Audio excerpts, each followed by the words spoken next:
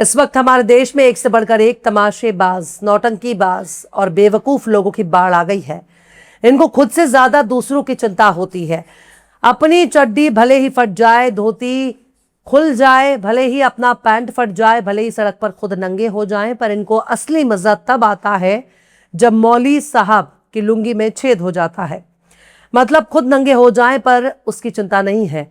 इन्हें तब ज्यादा खुशी मिलती है अगर मुसलमान को तकलीफ होती है, लेकिन मुस्लिम को खुश देखकर इनके कलेजे पर सांप लौटने लगता है। पर जब से आमिर खान ने गौरी से तीसरी शादी की है, तब से भाजपा आरएसएस के नेताओं के तन मन में आग लगी हुई है। सलाम, नमस्ते, सत श्री अकाल। मैं हूं आपके साथ हर्षिता मिश्रा और आप देख रहे हैं टाइम्स मेल। आमिर खान ने गौरी से शादी की है। इस अफसोस में भाजपा के नेता पानी पी पी कर आमिर खान को कोस रहे हैं। भाजपा का एक नेता आमिर खान को लव जिहाद का ब्रांड एम्बेसडर बता रहा है, तो वहीं दूसरा पूछ रहा है कि आमिर खान हर बार हिंदू बहन बेटियों से ही क्यों शादी करते हैं, मुसलमान से क्यों नहीं करते। बात भी सही है, लेकिन चलो आमिर खान ने शादी की है तो उससे भाजपा के नेताओं को क्या दिक्कत हो रही है, जबकि भाजपा आरएसएस के हिंदुओं ने खुद ही अपनी बहन की शादी मुस्लिमों से कर रखी है।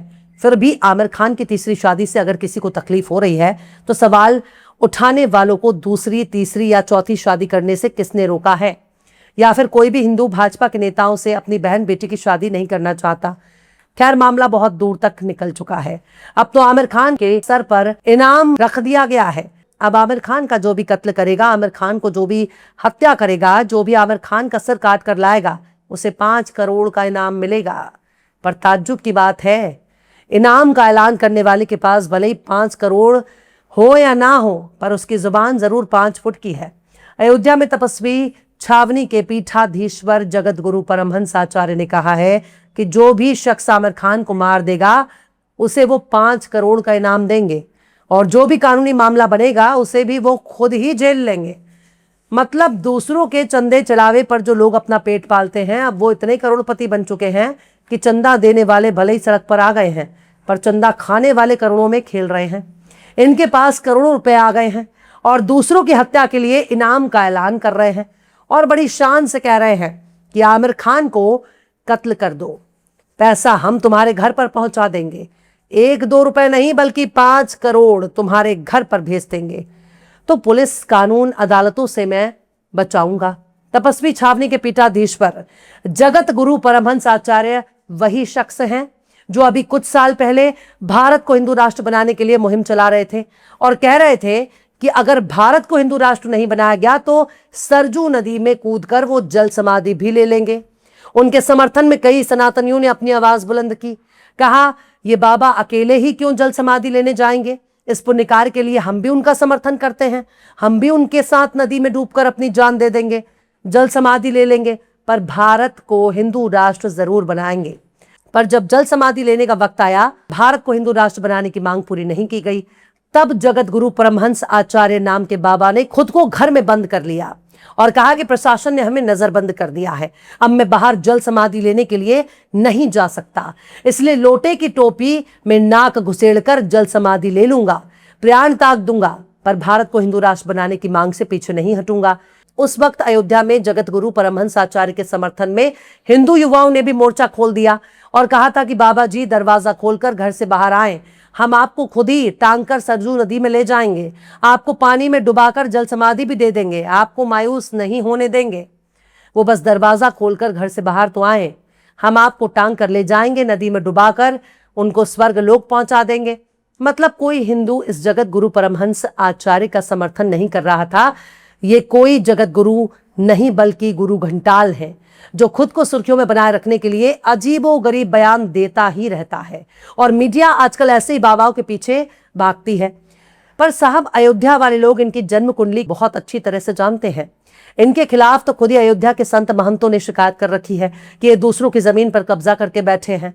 लेकिन अगर इनके बयानों को सुन लेंगे तो लगेगा कि कोई कॉमेडी सीन चल रहा है। जगत गुरु परमहंस आचार्य ने कहा कि जिस तरह से आमिर खान ने 3 शादियां की हैं और तीनों हिंदू महिलाओं से की हैं, उस उम्र में जब मरने का समय है तो वो सिर्फ लव जिहाद का संदेश देने के लिए ऐसा कर रहे हैं।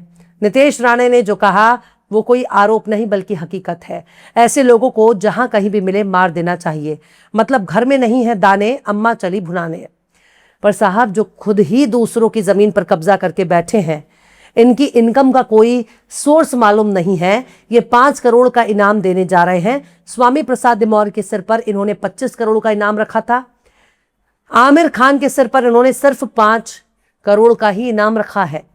जगत गुरु परमहंस आचार्य ने आमिर खान के बारे में कहा कि ये समाज के इतने बड़े दुश्मन हैं कि आपस में सौहार्द बिगाड़ने के लिए और लव जिहाद को बढ़ावा देने के लिए इस तरह से शरारतें तक कर रहे हैं। मैं भी 5 करोड़ रुपए का इनाम घोषित कर रहा हूं।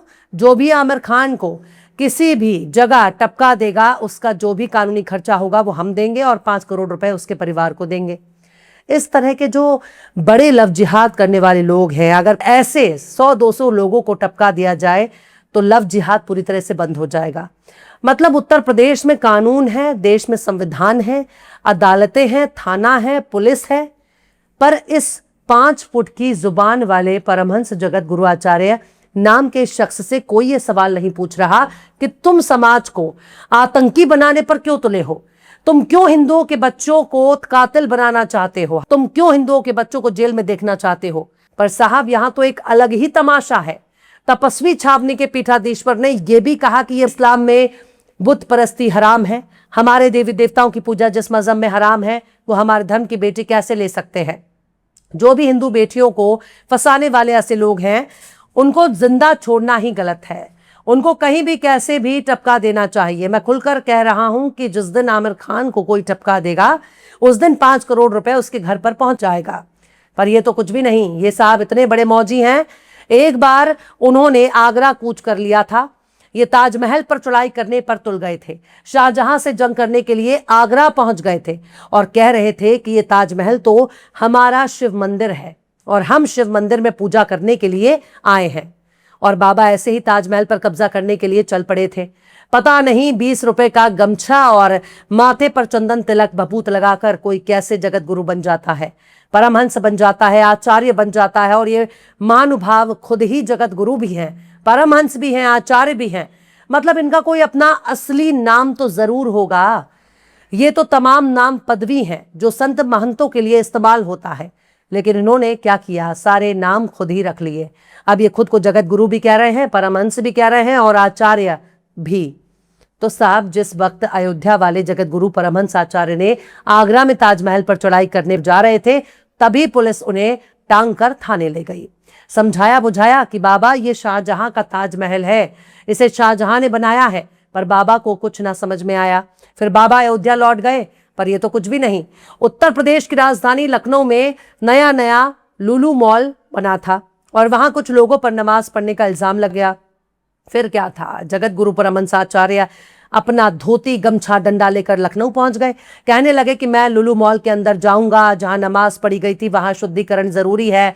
पुलिस ने जब उन्हें रोका तो उन्होंने पुलिस वालों पर ही इल्जाम लगा दिया कि मैं भगवाधारी हूं, इसलिए मुझे अंदर जाने नहीं दिया जा रहा। बाद में पुलिस ने उन्हें समझा बुझाकर वापस किया। इनके बयानों से तो यही लगता है कि ये कोई संत महंत नहीं बल्कि कोई माफिया है, क्योंकि शाहरुख खान से लेकर स्टालिन यहां तक कि स्वामी प्रसाद मौर्य तक के सर पर ये करोड़ों का इनाम रख चुके हैं। लिहाजा अब ये 5 करोड़ लेकर आए हैं। इन्होंने आमिर खान के सर की कीमत लगा दी है। जो आमिर खान को मार देगा उसे 5 करोड़ देंगे।